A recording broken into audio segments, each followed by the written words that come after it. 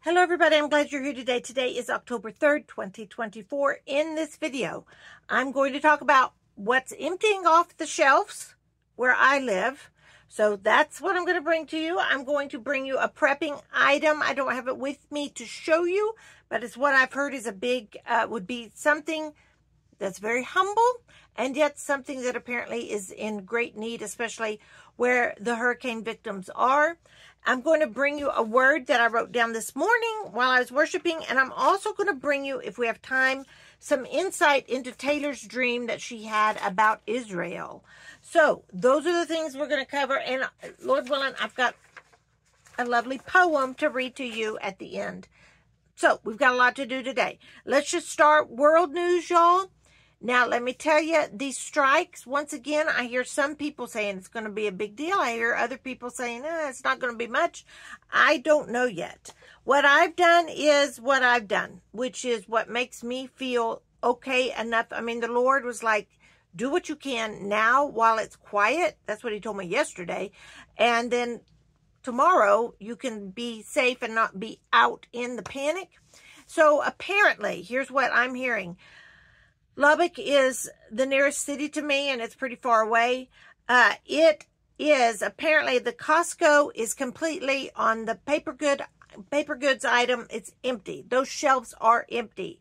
They were empty yesterday. This is per a friend who I'm very close to, who was actually there, saw it with his own eyes. He's like, there ain't nothing.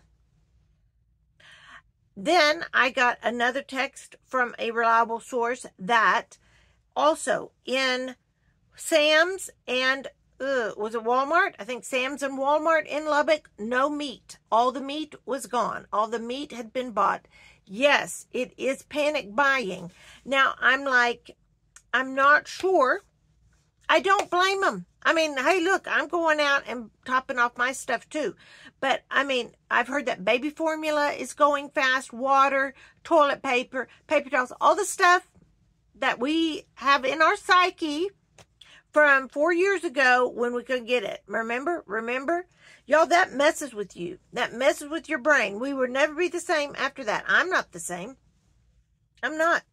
And I know these other people aren't either. I don't blame them for going and getting stuff. I wish they would have gotten stuff over the last 4 years gradually. But no, they waited until now. So I'm not sure. If you listen to what items are not going to be coming into the United States, these things they're panic buying is stuff that we produce here anyway. So I'm not sure how that's going to alter the supply chain, but I do feel like the supply chains can kind of get screwed up just from the fact that all of this stuff has been taken at once. And we know what that does. It makes it all whopper-jawed. So there is that going on in my area. Still having constant military planes flying over my house. I live 40 miles or so from Air Force Base, so that's, it's not uncommon for me to see some occasionally, every day, every hour. No. I mean, I'm getting to where I'm just in the kitchen. I'll go, oh, well, that's C-130. Oh, well, that's an Osprey. Oh, well, that's a, I can tell. Oh, well, that's the medevac. That's not a military. That's how often this is happening. Okay? Not normal at all. Y'all, just not. Many of you, and thank you, those of you who are so graciously emailing me and commenting saying, this is what's going on in my area.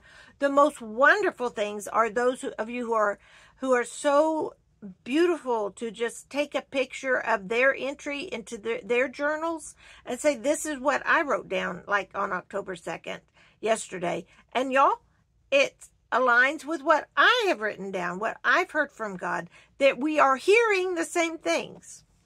And isn't it nice to feel like you're not alone? That's what I feel like. I'm like, look, I'm stinking in this closet thinking, I don't know, is anybody else out there? Is anybody else hearing these things, seeing these things? And you are, I assure you. So you are not alone. I'm not alone. Thank you to you. Thanks to you. So please keep that coming. Please keep sharing your intel. Please keep entering or posting your prayer requests. We will pray for you. If you have anyone in the military being shipped out or deployed or anything. We will list them. You don't have to tell me their names. We will pray for safety because it's heating up like crazy over everywhere right now. It feels like the wheels are coming off. It feels like the wheels are coming off, y'all. It's like this morning when I got up, I thought, oh, what's going to happen today? Y'all, the day's not over yet. What I found out what happened today is all the panic buying. I honestly did not think that would happen in my area, the Panhandle of Texas. It's not happened in my town. But what happened during COVID was it happened in the cities around us, and then people migrated through our town like locusts and cleared out our shelves. We were being careful. They just came and they just pillaged us. I mean, that's what it felt like. Anyway, that's kind of happening. It's nearly that level is what I'm understanding. All right, now let's move on to what I'm hearing from the prepping item. Y'all, the hurricane victims, it's this one horrific story after another. But one thing I noticed, or that I took note of mentally, was buckets. They are using buckets to get water, to tote water, to use in the bathroom, to store water. Y'all, the bucket is such a humble item. And yet, don't you know the more you have, the more you use it? It's kind of like a plastic bag or something. You're like, hey, you know, I can use a bucket. Oh, I got to sit down and shuck corn. I'll just flip this bucket over and sit on it. Yeah, the bucket can be used for so much, y'all. Back in the summer, I was able to get 6 food-grade buckets with lids for around $32. I do not know what that price is right now. Y'all, the prices, I think, not only are supplies going to be affected, but the prices, y'all. And it's killing me right now, y'all. Isn't it you? I mean, I pick up something and I think, oh, here's, yeah, Ore-Ida, like French fries. Frozen French fries. I'm just going to pop them in my air fryer. Supplement our hamburgers, you know, that I've got out on the grill. I look at the price of $6 for this bag. I'm like, no, I will. That's H-no for me. I will go ahead and peel potatoes and fry them in the frying pan before I pay $6 for a small bag of Ore-Ida frozen potato French fries. No, just no. So anyway, you know, I can buy a pound of butter for that. So I'm like, frozen French fries, pound of butter. You know, got to go with the butter. I just have to. You know, I'm just saying. So that's where I'm at. Are you at that same place? I ask you, is that what, are y'all like grabbing things and then you see the price and you're like, oh, no, I can't get that. Ham was that way for me too. I was like, no way. I'm not going to, it was, what was it? It was $7 a pound for Cure 81 sliced ham. The whole little thing was $12, and I was like, no. All right, y'all, here is what I want to kind of go into quickly. It is heavy right now, all right? It feels heavy once again. People who are watchers, stay the course. I know, I feel like that is my calling. Some of you are prayers. Some of you are silent warriors. Remember those people who are just like, I'm always there. I will always be there. I will always pray, but you're not going to hear me. I'm going to be quiet. I'll be in the background. I'll sit at the back. You know, that's okay. You're valid. You're needed in the family. So, one of the things is that if you're a watcher, there's so much going on right now, the news cycle. Try not to get tapped out. Try not to get burnt out. Get outside. Notice that the fall is coming. Notice that there's pumpkins and the leaves are beautiful and the cool air feels good. So make sure you clear your head from time to time. Don't just stay on that wall. Take a break. But then get back up on that wall, right? Okay, so this dream that Taylor had, y'all. My daughter, she's 30. She's a nurse. I've had some insight into this dream. I'm going to go ahead and read it again and then just give you the elements. Like when I read it to you yesterday, I was asking for help. Many of you offered thoughts. that really helped me kind of hone this down. Of course, I pray about it, y'all. I'm not on my own here, and I'm certainly not Googling the meaning of this, but I am asking Father, and He's given me y'all, because y'all are wonderful interpreters in the Holy Spirit. So here is her dream, and then I'm gonna go back in just like 3 or 4 things that come to mind. Okay, this was 9/30/2024, and I'm just going to read it like she wrote it. I dreamt that I was in a beauty pageant or debutante contest. It was down to the final 4, and there were 4 men who were our partners. All right, I'm going to stop right there because this reminds me of Esther. Okay, and often the last year, we have been saying in our family, for such a time as this, we exist, we are here. God didn't put me in 1940, and He didn't put me in 1917, He put me in here.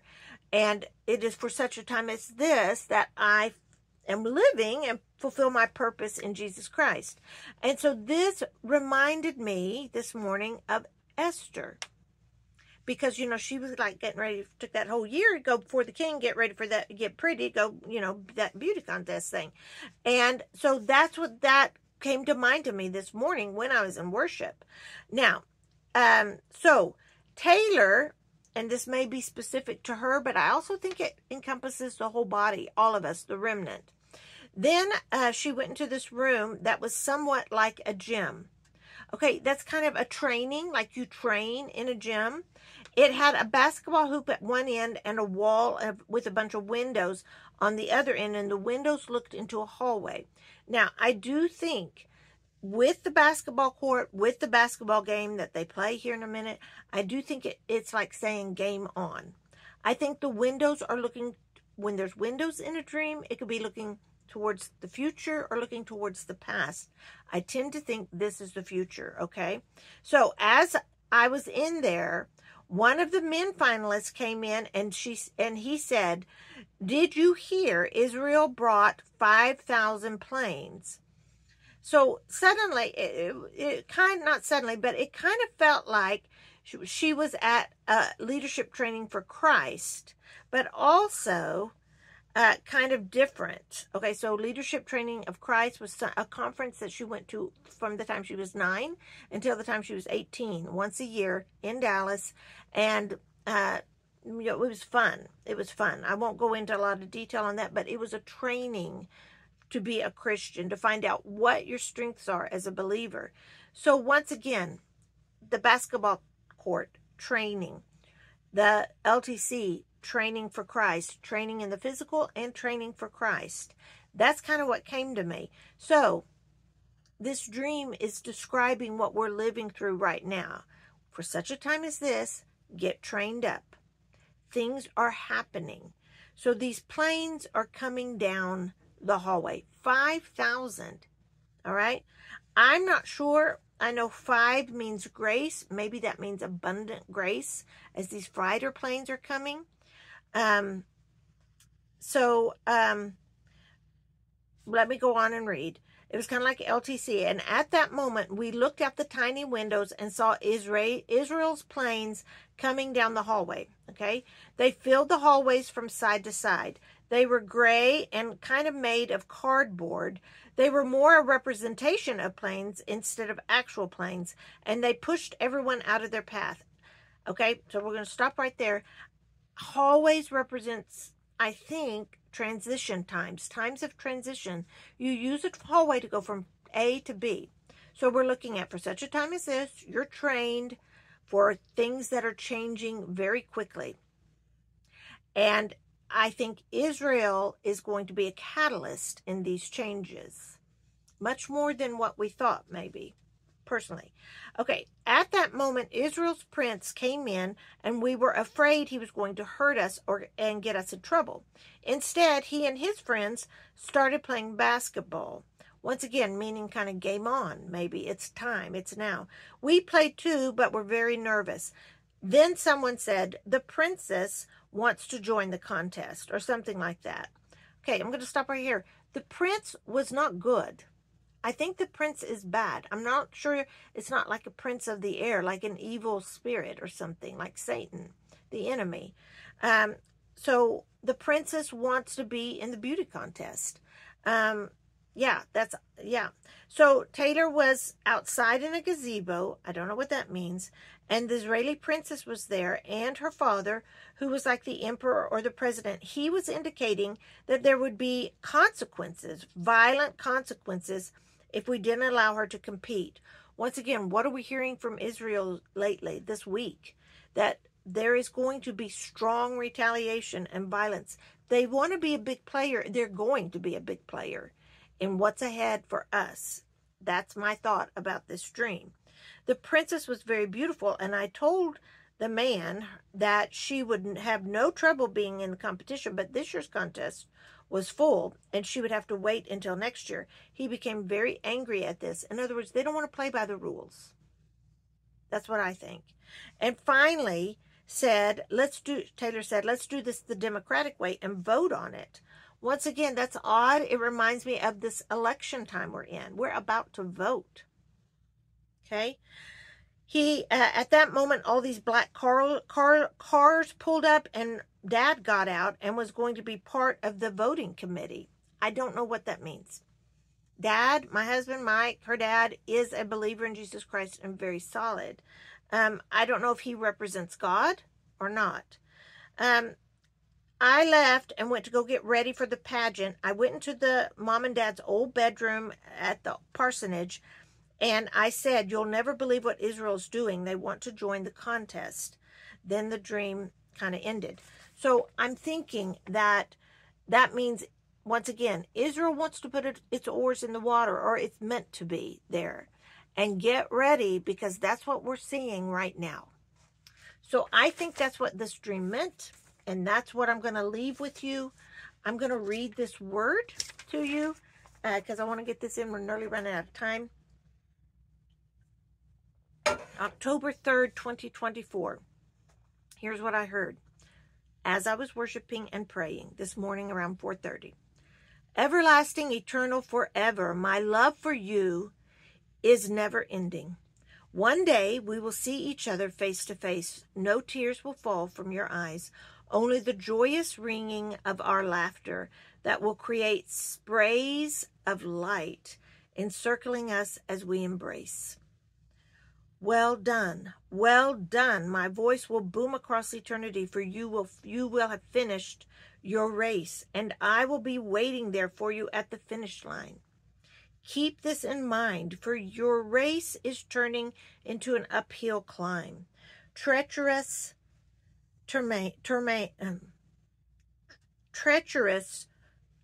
is it Tremaine? Oh, y'all, Tremaine. There we go. Sorry, I have trouble with my R's. Daughter, all around, it will be treacherous all around, but only bumping against you enough to spur you ever onward. Constant prayer for the remnant around the world, for others of my body, will be in a more intense battle, a more practical calling, weariness, weary feet and minds, dread in the hearts and minds. This will prevail among my children, some more intensely than others. Do not be surprised at how often you must sit down. Do not be shocked as tears flow as you doggedly walk the battlefield, triaging the wounded. Do not despair as one day flows into another, all looking the same, more and more wounded. I say to you now, parched hearts longing for my living water will find relief, for you, my remnant, carry cups of my water, my life-giving water.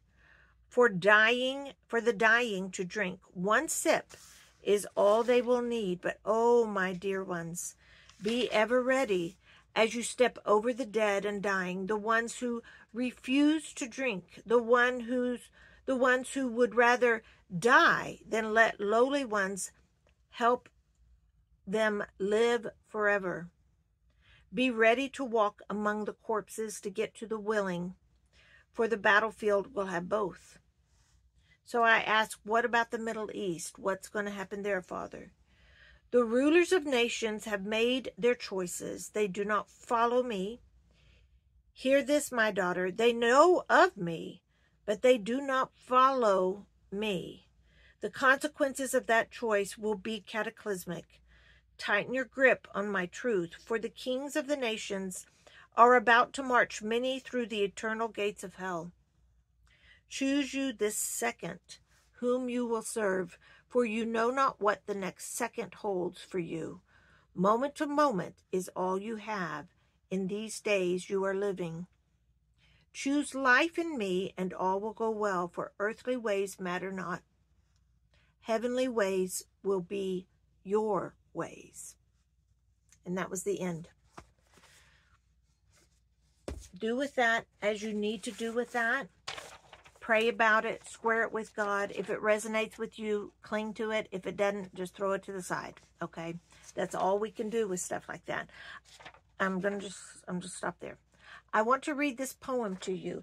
We've been watching Signed, Sealed, Deliver. It's on Hallmark Channel.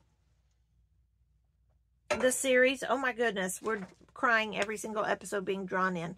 This, last night's episode reminded us, I looked up this poem. I was so touched. It's called His Eyes Are on the Sparrow. And I want you to take this to heart. Why should I feel discouraged? Why should the shadows come?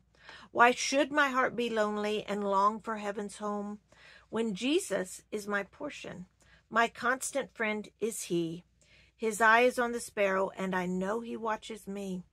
His eye is on the sparrow, and I know He watches me. Let not your heart be troubled. His tender word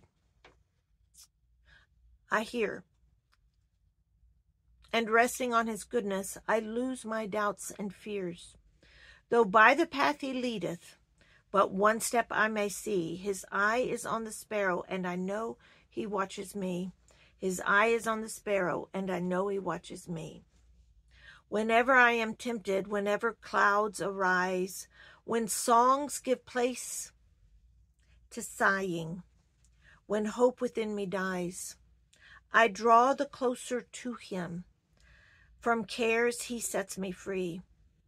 His eye is on the sparrow, and I know He cares for me. His eye is on the sparrow, and I know He cares for me. That is by C.D. Martin. His eye is on the sparrow. Whatever's going on with you, whatever you're in right now, if you're drowning in crisis, remember, He is watching you. He cares for you. He's going to carry you through. You're going to make it. I promise. It's hard, but you're going to make it.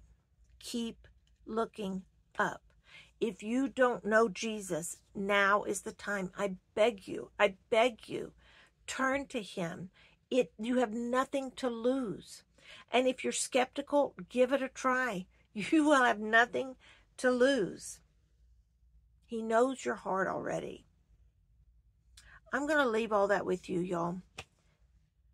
Stay safe, America. This is Gina Lima Charlie. I'm out.